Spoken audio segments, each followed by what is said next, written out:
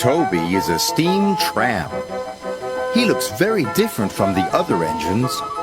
He is square and his body is made of wood. Toby is not as strong as the other engines, but he always tries his hardest.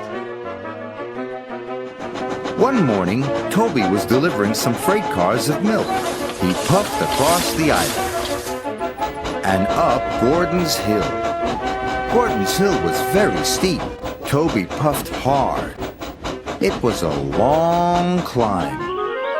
Just then, Gordon arrived at the bottom of the hill. But today, the express was heavy, and Gordon had to wait for Edward to help. "Bother," puffed Gordon. Soon, Edward puffed to the rescue. He buffered up behind Gordon. Edward pushed, and Gordon pulled. At last, the express train started to move.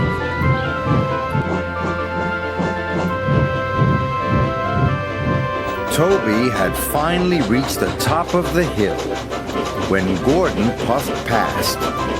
"Slow coach," Gordon huffed. "I'm trying my hardest," gasped Toby. Sniffed Gordon. "You're not even a proper engine."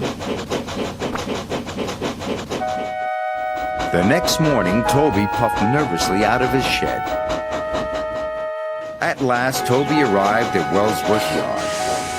There were lots of freight cars, and they looked very heavy. "I'll never be able to shunt all those," Toby puffed. "You can do it, Toby," called Thomas. That made Toby feel much better. Then he started to shunt the freight cars.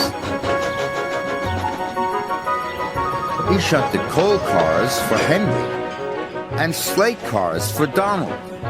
He even shunted fruit and vegetable cars for Douglas. "Maybe I can do it," Toby chuffed.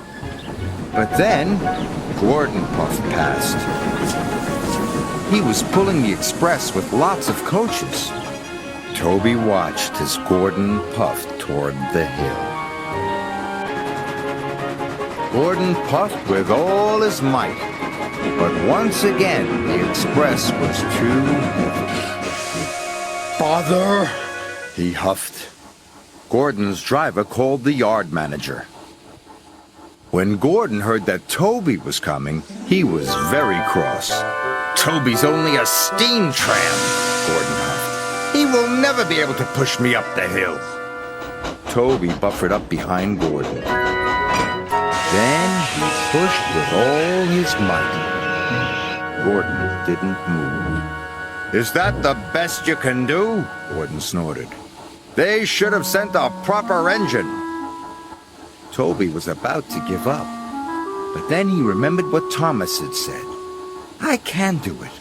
I can do it," Toby panted. Toby pushed harder and harder. Suddenly, Gordon's wheels started to move.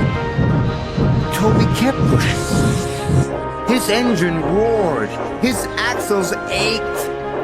When Percy saw Toby pushing, he blew his whistle with excitement. "You can do it, Toby! Go on!" cried Percy. Toby huffed and puffed and chuffed, but at last he pushed Gordon right to the top of the hill.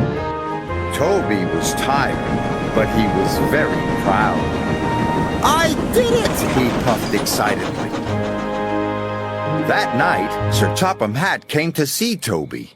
"Today, you were a very useful engine indeed," he said. "Thank you, sir," Toby chuffed.